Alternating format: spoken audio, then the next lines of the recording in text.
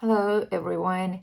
In this chapter, I examine the dynamics of social innovation by mothers and institutionalization by the state from a historical perspective.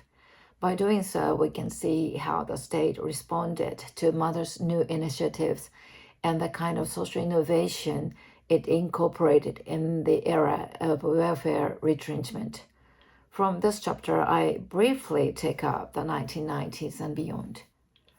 The Japanese welfare regime still adheres to male breadwinner model, but in the 1990s, as to childcare, it shifted toward expanding services because of the declining birth rate, predicted labor shortage, and the shrinking economy.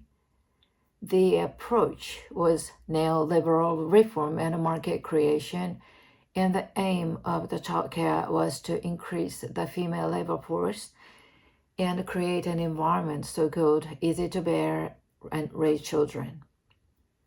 In 2015, important policy and institutional reform was accomplished with a shift from a public model to a market model. Full institutionalization of child care support programs, mainly for stay-at-home mothers and children, also included in this change. What is important here is that many of these programs were created and developed by mothers in their own communities since the 1990s. Despite being highly educated, they had to quit their jobs to raise children. They found no support for stay-at-home mothers like them.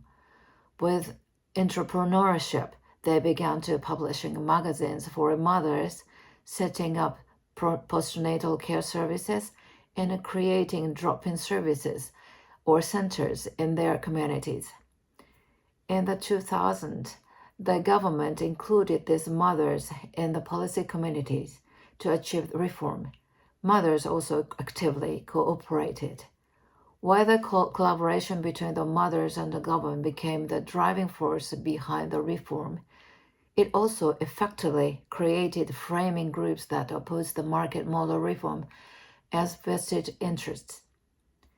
Innovations of mothers are incorporated into the new system and the types of service have increased. However, these changes have brought about no changes in the existing Japanese welfare regime or a care regime. Access to quality childcare services have begun to vary because of economic disparities. Teachers and workers in the ECEC are almost exclusively female, and further unstable employment with low wages has been observed. It is also safe to say that social innovation in the 1990s and beyond were demanded to be adapted to the logic of state and market. Thank you.